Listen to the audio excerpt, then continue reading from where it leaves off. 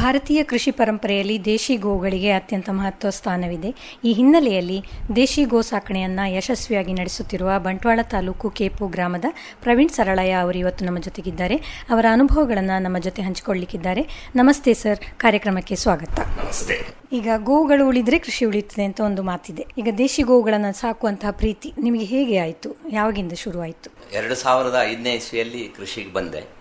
ದೇಶಿ ಗೋವಿನ ಬಗ್ಗೆ ಆ ಥರದ ಜಾಗೃತಿಗಳು, ಈ ಥರದ ಅದರ ಮಹತ್ವ ತಿಳ್ಕೊಂಡು ಗೊತ್ತಿತ್ತು. 1998ರಲ್ಲೇ ಪುತ್ತೂರಲ್ಲಿ ಒಂದು ಕೃಷಿ ಪರಿವಾರದ ಭಾರತೀಯ ಕಿಸಾನ್ ಸಂಘದ ಕಾರ್ಯಕ್ರಮದಲ್ಲಿ ಪುರುಷೋತ್ತಮ ರಾಯರು ಅಂತ ಬಂದಿದ್ರು. ಅವರು ನಿಮ್ಮ ಭೂಮಿಯ ಪ್ರತಿ ಇಂಚು ಮಣ್ಣನ್ನು ಮುಟ್ಟಿದ್ದೀರಾ, ಪ್ರತಿ ಗಿಡವನ್ನು ಮುಟ್ಟಿ ಮಾತಾಡಿಸಿದ್ದೀರಾ, ಈ ಥರದ ಪ್ರಶ್ನೆ ಯಾವಾಗಲೂ ಪ್ರಾರಂಭದಲ್ಲಿ ಕೇಳ್ತಾ ಇದ್ರು. ಆ ಥರದ ಚೇರ್ಕಾಡಿ ರಾಮಚಂದ್ರ ರಾಯರ ಅವರ ಕೃಷಿ ಕ್ಷೇತ್ರವನ್ನು ಭೇಟಿ ಮಾಡಿದ್ದೆ. ಮೈಸೂರಲ್ಲಿ AP ಚಂದ್ರಶೇಖರ್ ಅವರ ಕೃಷಿ ಮೂಲ ತತ್ವಗಳು, ಈ ಥರದ ಒಂದು ಕೃಷಿ ಆಸಕ್ತಿ ವಿಷಯ.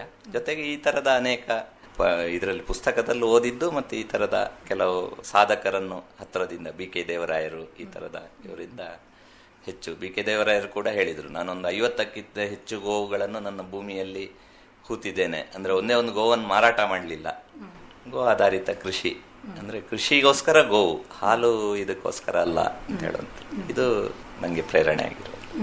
ಈಗ ಪ್ರಸ್ತುತ ಎಷ್ಟು ದನಗಳನ್ನು ಸಾಕ್ತಾ ಇದ್ದೀರಿ? ಈಗ ನನ್ನ ಹತ್ರ 7 ಗೋವುಗಳಿದ್ದಾವೆ. ಒಂದು ಹೋರಿ ಇದೆ, ಇದಕ್ಕೋಸ್ಕರ ಸಂತಾನ ಇದು ಮಾಡೋ ದೃಷ್ಟಿಯಿಂದ. ಪ್ರತಿ ವರ್ಷ ಅದಕ್ಕಿಂತ ಹೆಚ್ಚು ಸಾಕ್ಲಿಕ್ಕೆ ಕಷ್ಟ, ಹಟ್ಟಿಯಲ್ಲಿ ಜಾಗ ಇಲ್ಲ. ಹಾಗಾಗಿ ಪ್ರತಿ ವರ್ಷ 2 ಕರುಗಳನ್ನು ಕೊಡ್ತೇನೆ, ಹೊರಗೆ ಮಾರಾಟ ಮಾಡ್ತೇನೆ. ಯಾವ ತಳಿಗಳನ್ನು ಈಗ ಸಾಕ್ತಾ ಇರುವಂಥದ್ದು? ಪ್ರಾರಂಭದಲ್ಲಿ ನಾನು ಕಾಂಕ್ರೇಜ್, ಗೀರ್ ಇದನ್ನು ಸಾಕ್ತಾ ಇದ್ದೆ. ಆದರೆ ದೇಶಿಯಲ್ಲೂ ನಮ್ಮ ಪ್ರದೇಶದ ತಳಿ ಅದು ಹೆಚ್ಚು ದೇಶಿ, ಅಂದರೆ ಆರೋಗ್ಯದ ಸಮಸ್ಯೆ ಇರುವುದಿಲ್ಲ, ಆಹಾರ ಕಡಿಮೆ ಸಾಕು. ಹಾಗಾಗಿ ಕಾಸರಗೋಡು ಗಿಡ್ಡ, ಮಲೆನಾಡು ಗಿಡ್ಡವನ್ನೇ ಸಾಕ್ತಾ ಇದ್ದೇನೆ. ಅದಕ್ಕೆ ಆಹಾರನೂ ಕಮ್ಮಿ ಸಾಕು, ಆರೋಗ್ಯದ ಸಮಸ್ಯೆನೂ ಇಲ್ಲ, ಮತ್ತೆ ತುಂಬಾ ಸುಲಭ. ಜೆರ್ಸಿ ದನಗಳು ಅಂತ ನಾವೇನು ಹೇಳ್ತೀವಿ, ಅದರಿಂದ ಈ ಊರ ದನಗಳು ಯಾವ ರೀತಿ ಭಿನ್ನ ಅಂತ ಹೇಳ್ಬೋದು? ಇದರಲ್ಲಿ ಅದರ ಜಠರದಲ್ಲೂ ಕೂಡ ಅದರಲ್ಲಿ ಸೂಕ್ಷ್ಮ ಜೀವಿಗಳ ಪ್ರಮಾಣ, ಅದರ ದೇಶಿ ಗೋವಿನ ಜಠರ ತುಂಬಾ ಅದರ ಗಾತ್ರ ದೊಡ್ಡದು, ಮತ್ತೆ ಅದರಲ್ಲಿ ಸೂಕ್ಷ್ಮ ಜೀವಿಗಳು ಜಾಸ್ತಿ ಇದಾವೆ. ಈಗ ವೇಸ್ಟ್ ಡಿಕಂಪೋಸರ್ ಅನ್ನು ಕೂಡ ದೇಶಿ ಗೋವಿನ ಸೆಗಣಿಯಿಂದ ತಯಾರು ಮಾಡ್ತಾರೆ. ಆ ಥರ ದೇಶಿ ಗೋವಿನ ಸೆಗಣಿ ಇರ್ಬೋದು, ಮೂತ್ರ ಇರ್ಬೋದು, ಅದು 2 ಅಮೃತ ಸಮಾನ. ಮೂತ್ರ ಅಂತೂ ಆಂಟಿಬಯೋಟಿಕ್, ಆಂಟಿಫಂಗಲ್, ಆಂಟಿವೈರಲ್ ಅಂತ 2004ರಲ್ಲಿ ಪೇಟೆಂಟ್ ಕೂಡ ಆಗಿದೆ. ನಾಗ್ಪುರದ ದೇವಲಾಪಾರ್ ವಿಜ್ಞಾನ ಅನುಸಂಧಾನ ಕೇಂದ್ರ ಮತ್ತೆ USA ಅವರು ಕೂಡ ಪೇಟೆಂಟ್ ಮಾಡಿಸ್ಕೊಂಡಿದ್ದಾರೆ.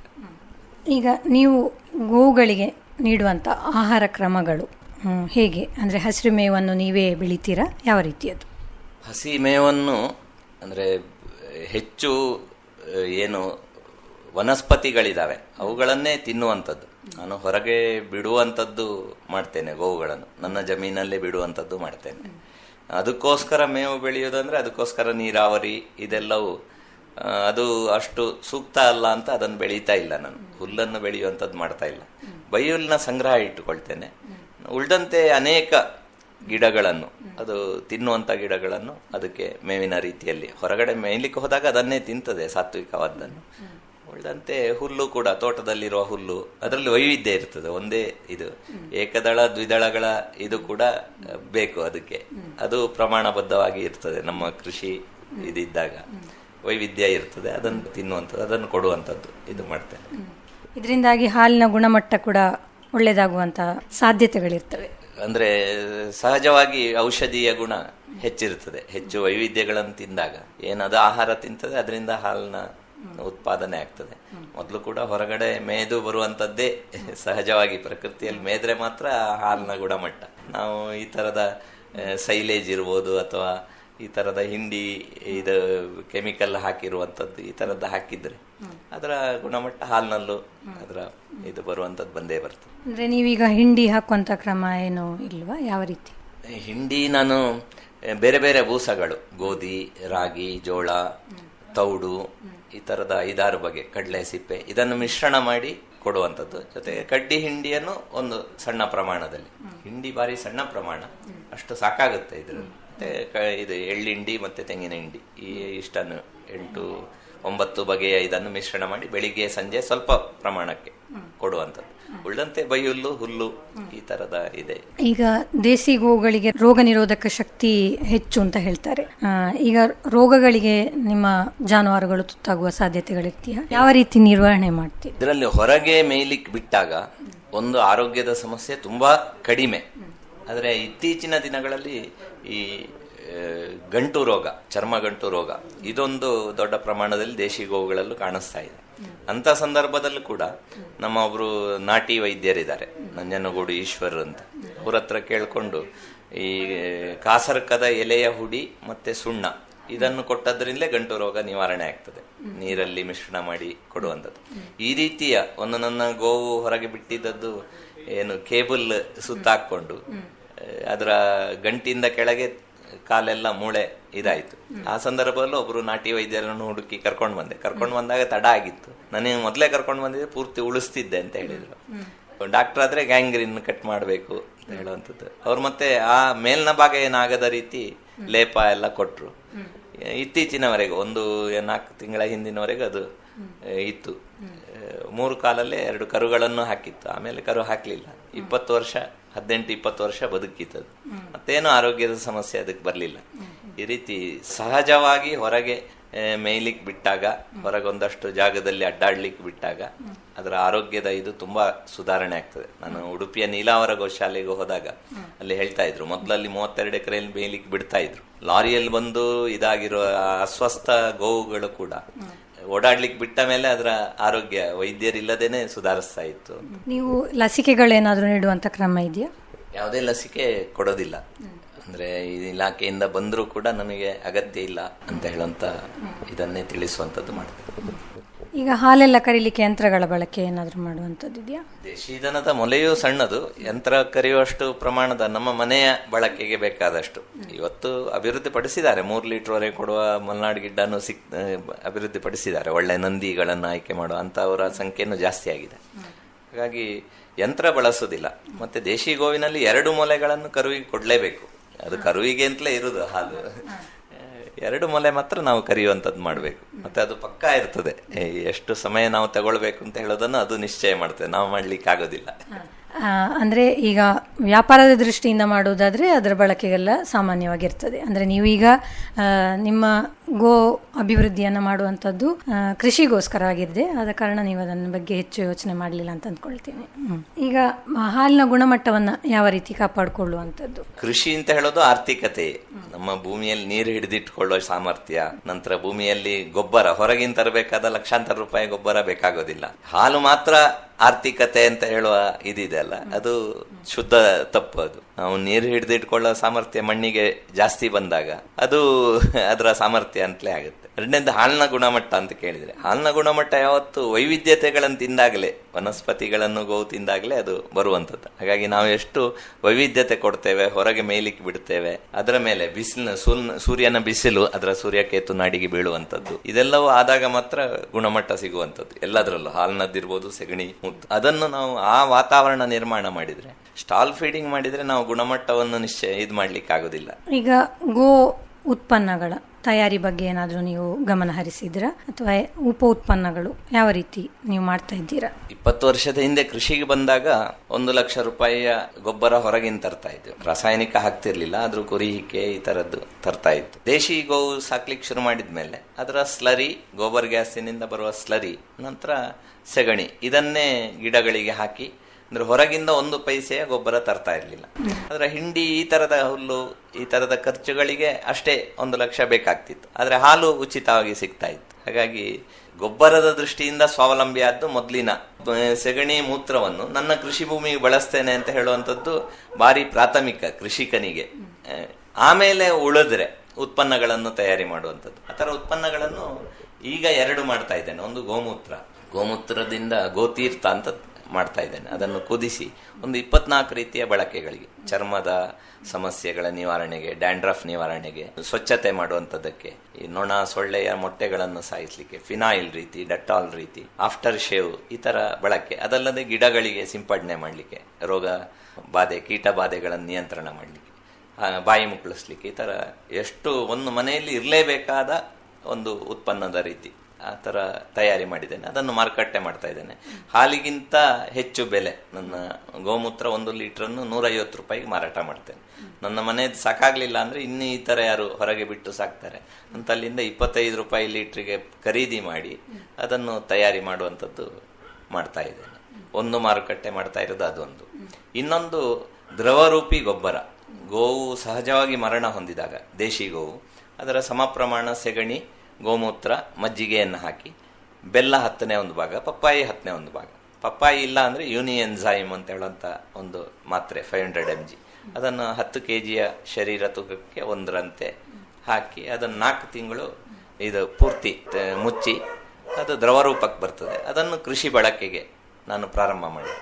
ಆ ಸಮಯದಲ್ಲೇ ಬೋರ್ಡೋ ಕೊಡುವುದನ್ನು ನಿಲ್ಲಿಸಿದೆ. ಕೊಳೆ ರೋಗ ಕಾರಣಕ್ಕೆ ಸಾಯುವ ಗಿಡಗಳು, ಹಳದಿಯಾದ ಗಿಡವು ಹಸಿರಾಗ್ಲಿಕ್ಕೆ ಶುರು ಆಯಿತು.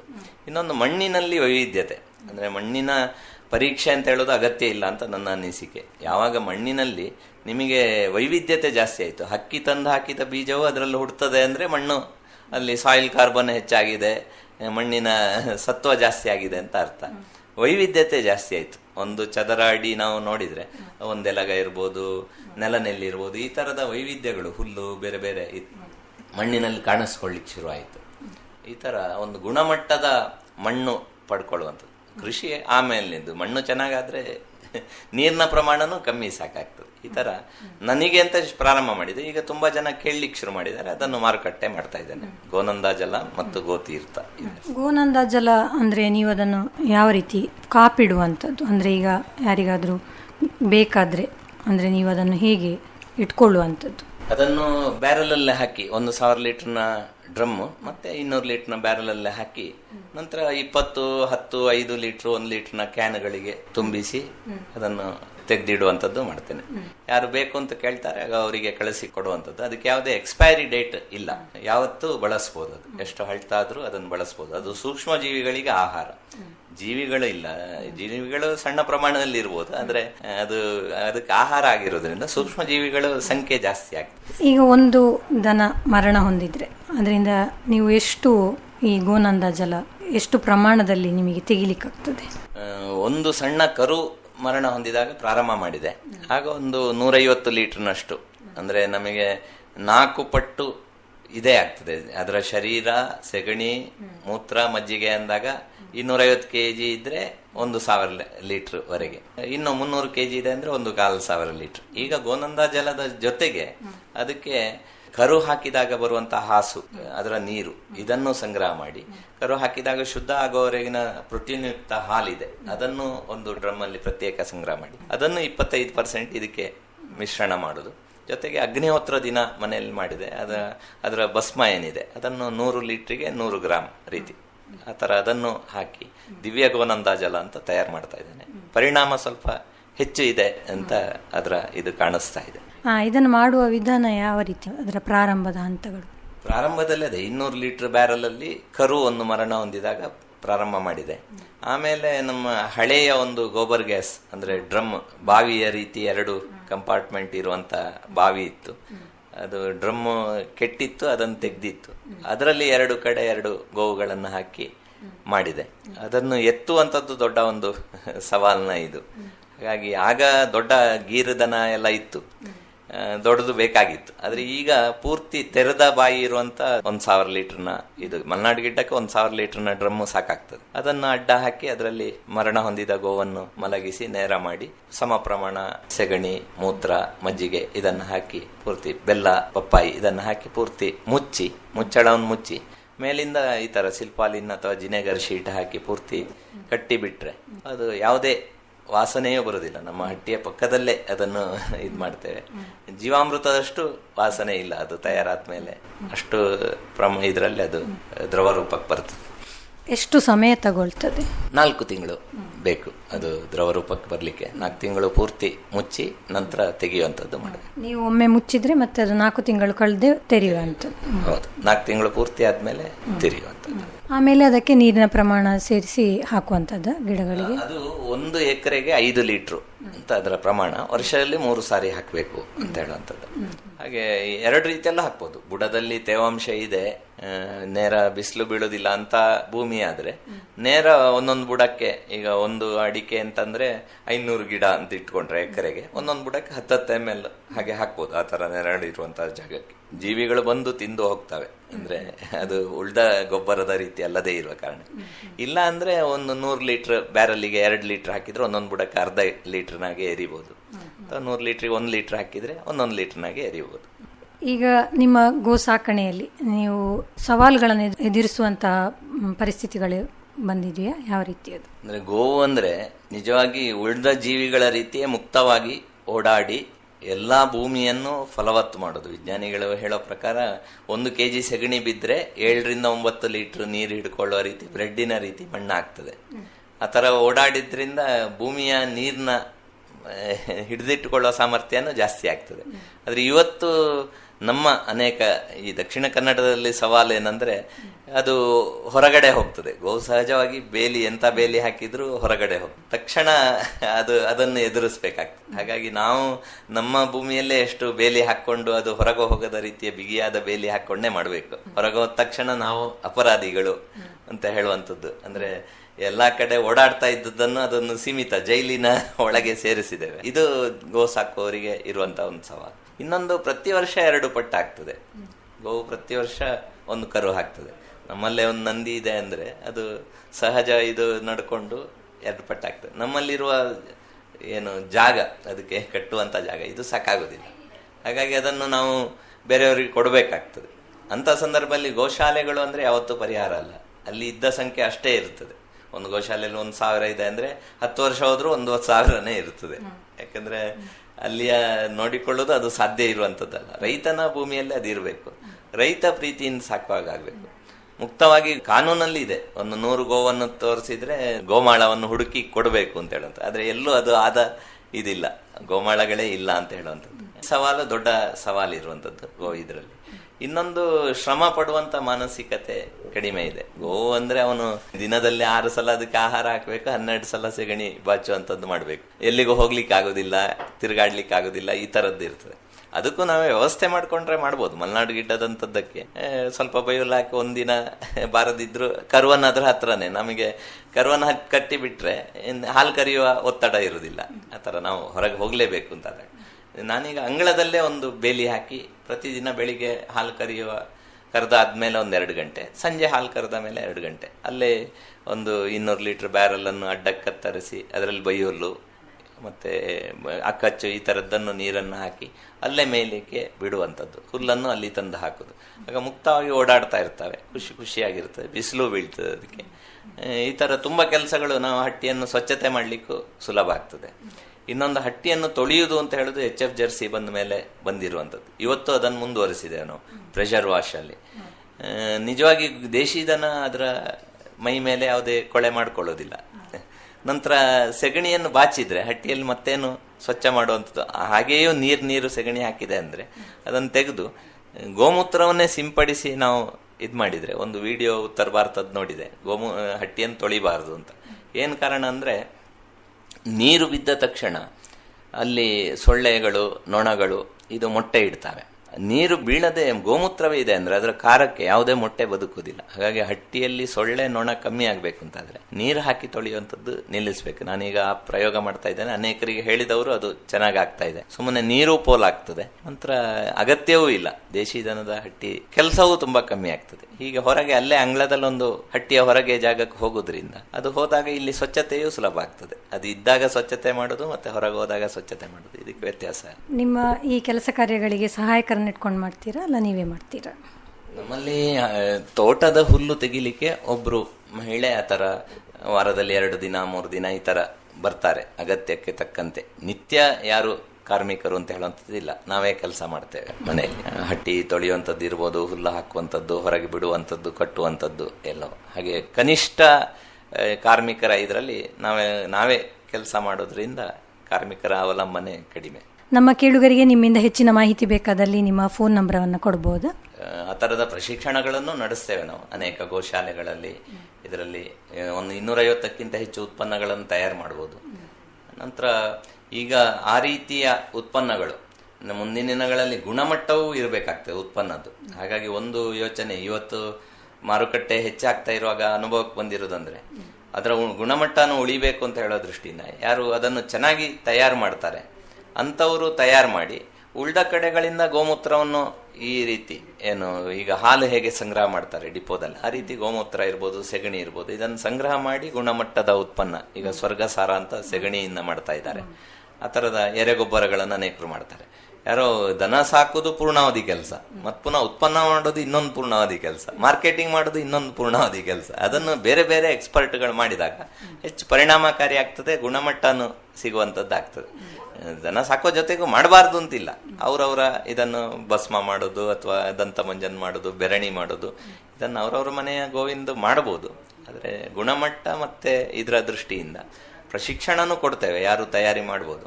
ಈಗ ಅನೇಕ ಗೋಶಾಲೆಗಳ ಥರ ಸುತ್ತಲಿನ ಮನೆಗಳಿಗೆ ಬೀಡಿ ಉದ್ಯಮದ ರೀತಿ ಧೂಪಬತ್ತಿ ತಯಾರು ಮಾಡುವಂಥದ್ದು ಮಿಶ್ರಣ ಮಾಡಿ ಕೊಡ್ತಾರೆ, ಅವರು ಮಾಡಿ ತಂದು ಕೊಡ್ತಾರೆ, ಒಣಗಿಸಿ ತಂದು ಕೊಡ್ತಾರೆ. ಈ ರೀತಿಯೂ ಸಾಧ್ಯತೆ, ಒಂದು ಉದ್ಯಮದ ರೀತಿಯು ಇವತ್ತು ಅನೇಕ ಕಡೆ ಪ್ರಾರಂಭ ಆಗಿದೆ. ಸ್ವಾವಲಂಬಿ ಜೀವನ ಕೇವಲ ಸೆಗಣಿ ಮತ್ತು ಮೂತ್ರದಿಂದಲೇ ಅದು ಆರಂಭ ಆಗಿದೆ. ಪ್ರಶಿಕ್ಷಣನೂ ಕೊಡ್ಬೋದು. ನನ್ನ ದೂರವಾಣಿ ಸಂಖ್ಯೆ 95 911 76 337, 95 911 76 337. ಸರ್, ನೀವು ದೇಶಿ ಗೋವುಗಳನ್ನು ಉಳಿಸಿ ಬೆಳೆಸುವ ಪ್ರಯತ್ನ ಮಾಡ್ತಾ ಇದ್ದೀರಿ, ಜೊತೆಗೆ ಕೃಷಿಗೆ ಬೇಕಾದಂತಹ ಗೋ ಉತ್ಪನ್ನಗಳನ್ನು ತಯಾರಿಸಿ ನೀಡ್ತಾ ಇದ್ದೀರಿ. ಕಾರ್ಯಕ್ರಮದಲ್ಲಿ ಭಾಗವಹಿಸಿದ್ದಕ್ಕಾಗಿ ಧನ್ಯವಾದಗಳು ನಿಮಗೆ. ನಮಸ್ಕಾರ. ನಮಸ್ತೆ. ನಿರ್ದೇಶನ PV ಪ್ರಶಾಂತ್ ಕುಮಾರ್.